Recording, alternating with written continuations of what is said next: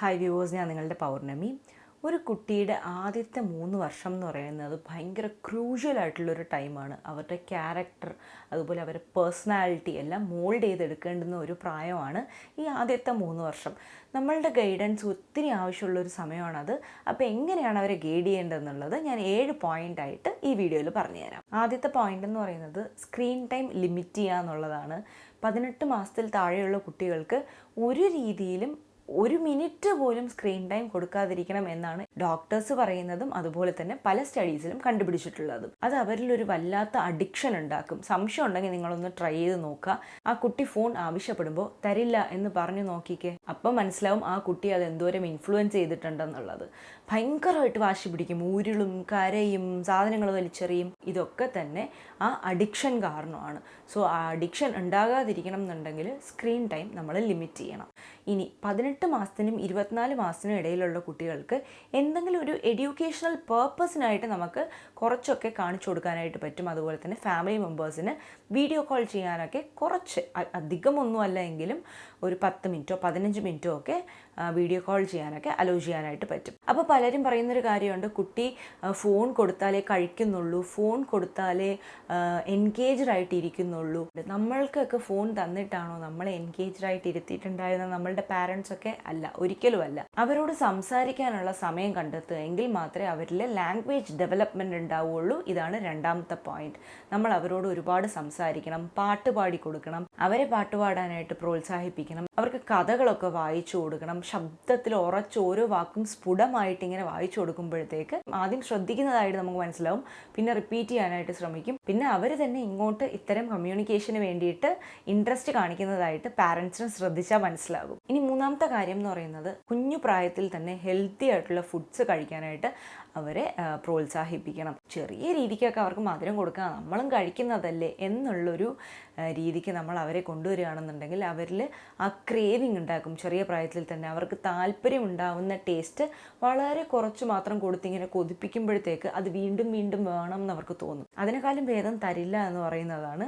അങ്ങനെ കൊടുക്കാതെ ആകുമ്പോഴത്തേക്ക് അവർക്ക് ഒരു പോയിന്റിൽ ഷുഗറിനോടൊന്നും താല്പര്യം ഉണ്ടാവില്ല. അതിന് ഞാനൊരു എക്സാമ്പിൾ പറയാം. ഞാനിതൊരു വീഡിയോയിൽ കണ്ടതാണ്. ഒരു മദർ അവരുടെ കുട്ടികൾക്ക് കുഞ്ഞിലെ മുതൽ ഷുഗറി ആയിട്ടുള്ള ഒരു ഫുഡും കൊടുക്കത്തില്ലായിരുന്നു. പക്ഷേ ഇപ്പോൾ എന്താ സംഭവിച്ചതെന്ന് വെച്ചാൽ എത്ര തന്നെ അവർക്ക് കൊടുത്താലും അവർക്കത് വേണ്ട. കുറച്ച് കഴിക്കുമ്പോൾ തന്നെ അവർക്ക് മതിയായി എന്ന് പറയും. അതിൻ്റെ കാരണം അവർക്കത് ശീലമില്ലാത്തത് കൊണ്ടാണ്. അത്രയും മധുരം കഴിച്ച് ശീലിച്ച ഒരാളാണെങ്കിൽ ഒരുപാട് വീണ്ടും വീണ്ടും കഴിക്കും. ഇപ്പം നമ്മളുടെ ജനറേഷനൊക്കെ കുട്ടികളായിരുന്ന സമയത്ത് പൊതുവേ കുട്ടികൾക്ക് കൊടുത്തിരുന്നൊരു സാധനമാണ് ബിസ്ക്കറ്റ്സ്. അപ്പോൾ എനിക്കൊക്കെ കുഞ്ഞു കുഞ്ഞു വട്ട ബിസ്ക്കറ്റ് ഉണ്ടായിരുന്നു, അതൊക്കെ തന്നിട്ടുണ്ടായിരുന്നു. ബിക്കോസ് അന്നത്തെ പാരൻസിന് അത് കൊടുക്കാൻ പാടില്ലെന്നോ ഷുഗർ കൊള്ളത്തില്ലെന്നോ പറഞ്ഞു കൊടുക്കാനായിട്ട് ഇതുപോലെയുള്ള സോഴ്സസ് ഇല്ല. ഇന്ന് യൂട്യൂബിൽ നിന്ന് മനസ്സിലാക്കാം, പല സ്ഥലത്തുനിന്ന് വായിച്ച് മനസ്സിലാക്കാം. അതുപോലെ തന്നെ ഡോക്ടേഴ്സിൻ്റെ അടുത്ത് പോകുമ്പോഴത്തേക്ക് വളരെ കാര്യമായിട്ട് എക്സ്പ്ലെയിൻ ചെയ്യുന്നുണ്ട്. പണ്ട് അവരുടെ സോഴ്സസ് വളരെ കുറവാണ്. ആരെങ്കിലും എവിടെയെങ്കിലും പറഞ്ഞിരുന്നാൽ പോലും മറ്റുള്ളവർ, ചുറ്റുമുള്ളവർ പറയും അതൊക്കെ അവർ പറയും, അതൊന്നും സാരമില്ല, കുറച്ചൊക്കെ കൊടുക്കാമെന്ന് പറയും. അങ്ങനെ തന്നെ നമ്മളുടെ പാരൻസൊക്കെ നമുക്ക് തന്നിട്ടുണ്ട്. ഇന്ന് നമുക്കൊരു ഡയറ്റെങ്കിലും മര്യാദയ്ക്ക് ചെയ്യാൻ പറ്റുന്നുണ്ടോ? ബിക്കോസ് നമുക്ക് ഈ മധുരത്തോടൊക്കെ ഭയങ്കര അമിതമായ ഒരു താല്പര്യമുണ്ട്.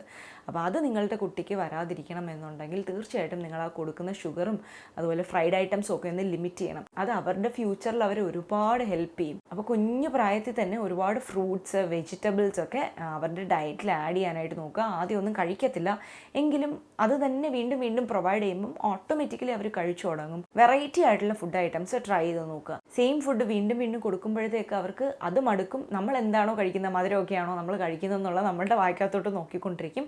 അത് ചോദിക്കും. കുറേ പ്രാവശ്യം ചോദിക്കുമ്പോഴത്തേക്ക് നമ്മളത് കൊടുത്തു പോകും. അതുകൊണ്ട് തന്നെ കുട്ടിക്ക് എപ്പോഴും വെറൈറ്റി ആയിട്ടുള്ള ഫുഡ് ഐറ്റംസ് കൊടുക്കാനായിട്ട് ശ്രമിക്കുക. ഇനി നാലാമത്തെ ഒരു കാര്യം എന്ന് പറയുന്നത് കുട്ടിയുടെ ഇമോഷണൽ ഡെവലപ്മെൻറ്റിന് ഹെൽപ്പ് ചെയ്യുന്ന ഒരു കാര്യമാണ്. അതായത് കൃത്യമായ ഒരു റൊട്ടീൻ കീപ്പ് ചെയ്യുക. കുട്ടിയെ ഡെയിലി ഉറക്കുന്നത് ഒരു സമയം, അതുപോലെ കുട്ടിക്ക് ഫുഡ് കൊടുക്കുന്ന സമയം, അതുപോലെ കുട്ടിയുടെ പ്ലേ ടൈം, കുട്ടിയെ കുളിപ്പിക്കുന്ന സമയം. സോ ഇങ്ങനെയുള്ള കാര്യങ്ങളൊക്കെ കൺസിസ്റ്റൻ്റ് ആയിട്ട് ഒരു ഷെഡ്യൂളിൽ പോവുകയാണെങ്കിൽ കുട്ടിക്ക് അറിയാം ഈ സമയത്ത് ഇതായിരിക്കും സംഭവിക്കാൻ പോകുന്നത്. അടുത്തത് എനിക്ക് ഫുഡ് തരാൻ പോവാണ്, അത് കഴിഞ്ഞ് എൻ്റെ പ്ലേ ടൈമാണ്, അത് കഴിയുമ്പോൾ ഞാൻ ഉറങ്ങാൻ പോകും. ഇങ്ങനത്തെ കാര്യങ്ങൾ കുട്ടി തന്നെ മനസ്സിലാക്കിയെടുക്കും. അത് അവരിലെ ആങ്സൈറ്റി കുറയ്ക്കാനായിട്ട് സഹായിക്കും. അതുമാത്രമല്ല, മുന്നേ പറഞ്ഞതുപോലെ അവരിലെ ഇമോഷണൽ ഡെവലപ്മെൻറ്റിനും ഇത് ഹെൽപ്പ് ചെയ്യും. ഇനി അഞ്ചാമത്തെ കാര്യം എന്ന് പറയുന്നത് കുട്ടിയെ എപ്പോഴും എന്തെങ്കിലും ഒരു ഫിസിക്കൽ ആക്ടിവിറ്റി ചെയ്യാനായിട്ട് നമ്മൾ പ്രോത്സാഹിപ്പിക്കണം. ഇപ്പോൾ എൻ്റെ മോളുടെ കാര്യത്തിലാണെങ്കിൽ അവൾക്ക് പുറത്ത് പോകുന്നതൊക്കെ ഇഷ്ടമാണ്, പക്ഷേ അവൾ നടന്നു തുടങ്ങുന്ന ഒരു പ്രായമായതേ ഉള്ളൂ. അപ്പോൾ ഈ ഒരു ഏജിൽ നമുക്ക് പുറത്ത് കൊണ്ടുപോയിട്ട് കളിപ്പിക്കുന്നത് സേഫ് ആയിട്ടുള്ളൊരു കാര്യമല്ല. പകരം നമ്മൾ കൊണ്ടുപോയി കാണിച്ചു കൊടുക്കുക, ഇതൊക്കെ ചെയ്യാമെങ്കിലും അത് അവരുടെ ഫിസിക്കൽ ആക്ടിവിറ്റിയിൽ വരുന്നില്ല. അവരെ കൊണ്ടുപോയി പുറത്തൊക്കെ ഒന്ന് കാണിച്ചു കൊടുക്കുന്നത് അവർ ആൾക്കാരെ കാണും, അവരെ ചുറ്റുപാട് മനസ്സിലാക്കും എന്നല്ലാതെ അവർക്കൊരു ഫിസിക്കൽ ആക്ടിവിറ്റി കിട്ടണം എന്നുണ്ടെങ്കിൽ ഒന്നുകിൽ അവരെന്തെങ്കിലും ഡാൻസ് കളിക്കുകയോ അല്ലെങ്കിൽ അവർ ബോളോ അങ്ങനത്തെ സാധനങ്ങൾ എന്തെങ്കിലും ടോയ്സ് വെച്ചിട്ട് കളിക്കുകയോ അതല്ലെങ്കിൽ വേറെ എന്തെങ്കിലും അവരുടെ ബോഡി അനങ്ങി എന്തെങ്കിലും ചെയ്താൽ മാത്രമേ അത് അവരുടെ ഫിസിക്കൽ ആക്ടിവിറ്റിയിൽ നമുക്ക് പറയാനായിട്ട് പറ്റുള്ളൂ. അപ്പോൾ പൊതുവേ കുട്ടികൾ ഭയങ്കര ആക്റ്റീവായിരിക്കും. അവർക്കൊരു സ്പേസ് നിങ്ങളുടെ വീട്ടിനുള്ളിൽ തന്നെ കളിക്കാനായിട്ട് സെറ്റാക്കി കൊടുക്കുകയെങ്കിൽ അത് തന്നെ ധാരാളമാണ്. അങ്ങോട്ടോടുക ഇങ്ങോട്ടോടുക അല്ലെ എഴയുക. ഇപ്പം നടന്നു തുടങ്ങാത്ത കുട്ടികളാണെങ്കിൽ ഉരുളാനും എഴയാനും ഒക്കെ ഉള്ളൊരു സ്പേസ് ഉണ്ടാക്കി കൊടുക്കുക. അതുപോലെ തന്നെ ഒരുപാട് ടോയ്സ്, സേഫ് ആയിട്ടുള്ള ടോയ്സ് വാങ്ങിയിട്ട് കൊടുക്കുക. പിന്നെ നിങ്ങൾ അവരുടെ കൂടെ കളിക്കുക. സോ ഇങ്ങനെ നമ്മൾ തന്നെ അതിനൊരു സിറ്റുവേഷൻ ക്രിയേറ്റ് ചെയ്യണം. എല്ലാ കുട്ടികളെയും നമുക്ക് ഇപ്പം തന്നെ പുറത്ത് കൊണ്ടുപോയി കളിപ്പിക്കാൻ പറ്റത്തില്ല. ബിക്കോസ് ആ കുട്ടിയുടെ കാലുറച്ച് നിന്ന് കളിച്ച് തുടങ്ങുമ്പോൾ മാത്രമേ പുറത്ത് കൊണ്ടുപോകാൻ പറ്റത്തുള്ളൂ. ഇഫ് നിങ്ങളുടെ കുട്ടി ഈ സ്റ്റേജൊക്കെ കടന്നിട്ടുണ്ടെന്നുണ്ടെങ്കിൽ ഉറപ്പായിട്ട് നിങ്ങൾക്ക് പുറത്ത് കൊണ്ടുപോയി കുറച്ച് സമയമൊക്കെ കളിപ്പിക്കാം. ഇങ്ങനെ ഫിസിക്കൽ ആക്ടിവിറ്റി കിട്ടുമ്പോൾ കുട്ടികൾക്ക് ഉണ്ടാകുന്ന ഗുണം എന്താണെന്ന് ചോദിക്കുകയാണെങ്കിൽ അവരുടെ മോട്ടോർ സ്കിൽസ് ഡെവലപ്പ് ആവുകയും അവർക്ക് കോർഡിനേഷനും അതുപോലെ തന്നെ ബാലൻസും ഒക്കെ ഇമ്പ്രൂവ് ആവുകയും ചെയ്യും. ഇനി ആറാമത്തെ കാര്യം എന്താണെന്ന് വെച്ചാൽ, ഞാൻ പറഞ്ഞില്ലേ നമ്മളുടെ വീട്ടിനുള്ളിൽ തന്നെ ഒരു സ്ഥലം അവർക്ക് വേണ്ടിയിട്ട് പ്രൊവൈഡ് ചെയ്യണം എന്ന് പറഞ്ഞാൽ അവരിങ്ങനെ ഓടി നടക്കും, അവരെ പിടിച്ചു നിർത്താനൊന്നും നമുക്ക് പറ്റത്തില്ല. അപ്പോൾ നമുക്ക് ചെയ്യാൻ പറ്റുന്നൊരു കാര്യം എന്ന് വെച്ചാൽ അവർക്ക് നമ്മൾ പ്രൊവൈഡ് ചെയ്യുന്ന ഏരിയയ്ക്ക് ചുറ്റുമുള്ള എല്ലാ സ്ഥലങ്ങളും ചൈൽഡ് പ്രൂഫ് ആക്കുക എന്നുള്ളതാണ്. ചൈൽഡ് സേഫ്റ്റിക്കായിട്ട് ഒരുപാട് സാധനങ്ങൾ വാങ്ങിക്കാനായിട്ട് കിട്ടും. ഞാൻ എൻ്റെ ഡിസ്ക്രിപ്ഷനിൽ തന്നെ കുറേ സാധനങ്ങളുടെ ലിങ്കുകൾ കൊടുത്തിട്ടുണ്ട്, എടുത്തു നോക്കുക. നമ്മളുടെ ഈ ടേബിളിൻ്റെ വക്കൊക്കെ ഭയങ്കര ഷാർപ്പായിട്ടിരിക്കത്തില്ലേ, അവിടെയൊക്കെ കവർ ചെയ്യാനുള്ള സ്പോഞ്ചൊക്കെ ഞാൻ അതിനുള്ളിൽ ആഡ് ചെയ്തിട്ടുണ്ട്. സോ അതൊക്കെ ഭയങ്കര യൂസ്ഫുള്ളാണ്. എന്നെ സംബന്ധിച്ച് ആ ഒരു സാധനം ഇവിടെ വെച്ചിട്ടില്ലായിരുന്നു എന്നുണ്ടെങ്കിൽ പലതവണ ഈശക്കുട്ടിക്ക് ഇഞ്ചറീസ് ഉണ്ടാകുമായിരുന്നു. അതുമാത്രമല്ല ഈ ഡ്രോയേഴ്സൊക്കെ ക്ലോസ് ചെയ്ത് വയ്ക്കാൻ പറ്റുന്ന ബെൽറ്റ്സ് ഉണ്ട്. ഇങ്ങനെ കുറേ കാര്യങ്ങൾ ചൈൽഡ് സേഫ്റ്റിക്കായിട്ട് നമുക്കിപ്പോൾ വാങ്ങിക്കാനായിട്ട് കിട്ടും. അതൊക്കെ വാങ്ങിയിട്ട് യൂസ് ചെയ്യാം. സോ അവർക്ക് പ്രൊവൈഡ് ചെയ്യുന്ന സ്ഥലം എപ്പോഴും ചൈൽഡ് സേഫ് ആയിരിക്കണം. അവർ വീഴും, അത് സ്വാഭാവികമാണ്, ഓടും കളിക്കും, അവർക്കറിയില്ല എന്തൊക്കെയാണ് ഡേഞ്ചറസ് ആയിട്ടുള്ള കാര്യങ്ങളെന്നുള്ളത്. അപ്പോൾ പാരൻസ് തന്നെ അതൊക്കെ ഒന്ന് അനലൈസ് ചെയ്തിട്ട് അവർക്ക് ആ സ്ഥലം സേഫാക്കി കൊടുക്കുക. ഇനി ഏഴാമത്തത് വളരെ ഇമ്പോർട്ടൻ്റ് ആയിട്ടുള്ളൊരു കാര്യമാണ്. നമ്മൾ എന്തൊക്കെ പറഞ്ഞു കൊടുത്താലും എന്തൊക്കെ ചെയ്ത് കാണിച്ചൊക്കെ കൊടുത്തിട്ട് നമ്മൾ അവിടെ നിന്ന് എണീറ്റ് പോയാലും നമ്മൾ അവരെ ശ്രദ്ധിക്കാതിരിക്കുന്ന സമയത്തും അവർ നമ്മളെ ശ്രദ്ധിക്കുന്നുണ്ട്, നമ്മളെ ഇമിറ്റേറ്റ് ചെയ്യുന്നുണ്ടെന്നുള്ളത് നമ്മളുടെ മനസ്സിലുണ്ടാകണം. എന്താണോ പാരൻസ് ചെയ്യുന്നത്, പ്രത്യേകിച്ച് അമ്മമാരെന്താണോ ചെയ്യുന്നത് അത് തന്നെയായിരിക്കും ആ കുട്ടി മിമിക് ചെയ്യാനായിട്ട് ശ്രമിക്കുന്നത്. ഒരു എക്സാമ്പിൾ ഞാൻ തന്നെ പറഞ്ഞുതരാം. എനിക്ക് ക്ലീനിങ് ഭയങ്കര ഇഷ്ടമാണ്. അപ്പോൾ ഞാൻ എപ്പോഴും ടേബിളൊക്കെ ഇങ്ങനെ ക്ലീൻ ചെയ്തിടും. അത് ഈശക്കുട്ടി കണ്ടിട്ടുണ്ട്. ഈശക്കുട്ടിയുടെ കയ്യിൽ ഒരു തുണി കിട്ടുകയാണെങ്കിൽ അപ്പോൾ അവൾ ഞാൻ ആ ചെയ്യുന്ന പാറ്റേണിൽ തന്നെ തറ തുടയ്ക്കുന്നത് ഞാൻ കണ്ടിട്ടുണ്ട്. എനിക്ക് ആദ്യമൊക്കെ അതിശയം തോന്നിയിട്ടുണ്ട്. പിന്നെ ഞാൻ തന്നെ വിചാരിക്കും എന്നെ കണ്ട് ഞാൻ എന്താണോ ചെയ്യുന്നത് അതവളും ചെയ്യുന്നു എന്ന് ഞാൻ പിന്നെ അങ്ങ് മനസ്സിലാക്കി. അപ്പോൾ അതെപ്പോഴും മനസ്സിൽ വേണം.